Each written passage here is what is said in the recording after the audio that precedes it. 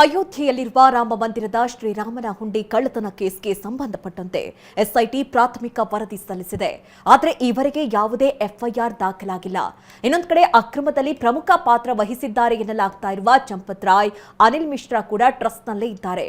ಇವರಿಬ್ಬರ ರಾಜೀನಾಮೆ ಯಾವಾಗ ಅನ್ನೋ ಪ್ರಶ್ನೆಯೂ ಎದುರಾಗಿದೆ. ಅಯೋಧ್ಯೆ, ಶ್ರೀರಾಮನ ಜನ್ಮಭೂಮಿ ಅಯೋಧ್ಯೆಯಲ್ಲಿ ಕೋಟ್ಯಾಂತರ ನಗದು, ಚಿನ್ನ, ಬಂಗಾರ, ಹಾರ, ಚರಣ, ಪಾದುಕೆ ಸೇರಿದಂತೆ ಭಕ್ತರು ದೇಣಿಗೆಯಾಗಿ ನೀಡಿದ್ದೆಲ್ಲವೂ ಗುಳುಮ್ಮಾಗಿವೆ. ತನಿಖೆ ಕೈಗೆತ್ತಿಕೊಂಡಿರುವ ಎಸ್ಐಟಿ ಈಗಾಗಲೇ ಪ್ರಾಥಮಿಕ ವರದಿ ಸಲ್ಲಿಸಿದ್ದು ರಾಮ ಮಂದಿರದ 17 ಸಿಬ್ಬಂದಿ ಮೇಲೆ ಎಫ್ಐಆರ್ಗೆ ಸೂಚಿಸಿದೆ. ಯುಪಿ ಸಿಎಂ ಯೋಗಿ ಆದಿತ್ಯನಾಥ್ ಹೇಳಿರುವ 15 ದಿನಗಳ ಅವಧಿ ಇದೇ ಭಾನುವಾರ ಅಂತ್ಯವಾಗಲಿದೆ.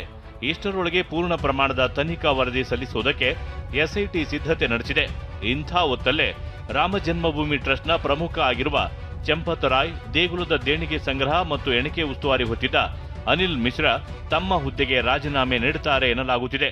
ಹಾಗಾದ್ರೆ ಈ ಚಂಪತ್ ರಾಯ್ ಯಾರು ಅನ್ನೋದನ್ನೇ ತೋರಿಸ್ತೀವಿ ನೋಡಿ. ರಾಮಜನ್ಮ ಕ್ಷೇತ್ರ ತೀರ್ಥ ಟ್ರಸ್ಟ್ನ ಪ್ರಧಾನ ಕಾರ್ಯದರ್ಶಿಯಾಗಿರುವ ಚಂಪತ್ ರಾಯ್ ಮಂದಿರ ನಿರ್ಮಾಣ ಹೋರಾಟದಲ್ಲೂ ಮುಂಚೂಣಿಯಲ್ಲಿದ್ದರು. ರಾಮ ಜನ್ಮಭೂಮಿ ತೀರ್ಥಕ್ಷೇತ್ರದ ಟ್ರಸ್ಟ್ನಲ್ಲಿ 15 ಸದಸ್ಯರಿದ್ದಾರೆ. ಕೇಂದ್ರ ಸರ್ಕಾರದ ಓರ್ವ ಪ್ರತಿನಿಧಿ, ಯುಪಿ ಸರ್ಕಾರದ ಓರ್ವ ಪ್ರತಿನಿಧಿ ಮತ್ತು ಅಯೋಧ್ಯೆಯ ಡಿಸಿ ಟ್ರಸ್ಟ್ನ ಪದನಿಮಿತ್ತ ಸದಸ್ಯರಾಗಿದ್ದಾರೆ. ಇನ್ನು ಅನಿಲ್ ಮಿಶ್ರಾ ರಾಮ ಜನ್ಮಭೂಮಿ ತೀರ್ಥ ಟ್ರಸ್ಟ್ನ ಪ್ರಮುಖ ಸದಸ್ಯ ಆಗಿದ್ದು ಇಡೀ ದೇಣಿಗೆ ಪ್ರಕ್ರಿಯೆಯ ಉಸ್ತುವಾರಿಗಳಾಗಿರುತ್ತಾರೆ. ಇದೀಗ ರಾಮ ಮಂದಿರಕ್ಕೆ ದೇಣಿಗೆಯಾಗಿ ನೀಡಿದ ಬೆಳ್ಳಿ ಇಟ್ಟಿಗೆ, ಬೆಳ್ಳಿ ಕಾಗೆ, ಚರಣ ಪಾದುಕೆಗಳು ಎಲ್ಲಿವೆ ಅಂಥೇಳಿ ದಾನ ನೀಡಿದವರು ಪ್ರಶ್ನೆ ಎತ್ತುತ್ತಿದ್ದಾರೆ.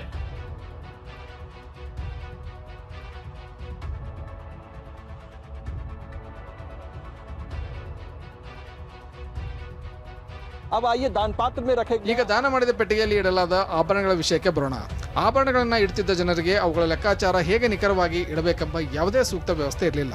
ಅದನ್ನು ತೆಗೆದುಕೊಂಡು ಹೋಗಿ ಒಂದು ಪೆಟ್ಟಿಗೆಯಲ್ಲಿ ಇಡಲಾಗುತ್ತಿತ್ತು ಮತ್ತು ಯಾರೋ ಒಬ್ಬರು ಹೋಗಿ ಅದನ್ನ ಸ್ಟೋರ್ ರೂಮ್ನಲ್ಲಿ ಅಲ್ಮಾರಿಯಲ್ಲಿ ಇಡ್ತಿದ್ರು.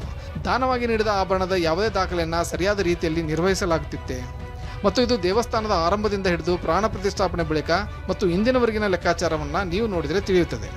ಭಕ್ತರು ಬರ್ತಾರೆ, ಭಾವುಕರಾಗ್ತಾರೆ. ಅವರು ಕೇವಲ ನಗದು ಮಾತ್ರವಲ್ಲ, ಭಾವನೆಗಳಿಗೆ ಒಳಗಾಗಿ ತಮ್ಮ ಶ್ರದ್ಧೆಗೆ ಅನುಗುಣವಾಗಿ ತಮ್ಮ ಆಭರಣಗಳನ್ನು ಕಳಿಸಿ ಇಟ್ಟು ಬಿಡ್ತಾರೆ.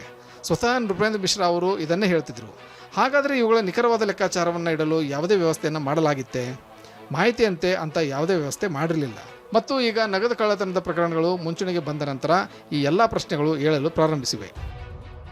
ರಾಮ ಮಂದಿರ ದೇಣಿಗೆ ವಿಚಾರವಾಗಿ ಹೀಗೆ 10 ಹಲವು ಸಂಶಯಗಳು, ಪ್ರಶ್ನೆಗಳು ಎದುರಾಗ್ತಿವೆ. ಇದರ ನಡುವೆ ರಾಮ ಜನ್ಮಭೂಮಿ ಟ್ರಸ್ಟ್ನ ಅಕ್ರಮಕ್ಕೆ ಸಂಬಂಧಿಸಿದಂತೆ ಕೆಲ ದಾಖಲೆಗಳು ನನ್ನ ಬಳಿ ಇವೆ ಅಂತ ಹೇಳಿರುವ ಆಪ್ನ ಸಂಜಯ್ ಸಿಂಗ್ ಎಸ್ಐಟಿಗೆ ಮಾಹಿತಿ ನೀಡುವುದಾಗಿ ತಿಳಿಸಿದ್ದಾರೆ. Bureau report, TV9.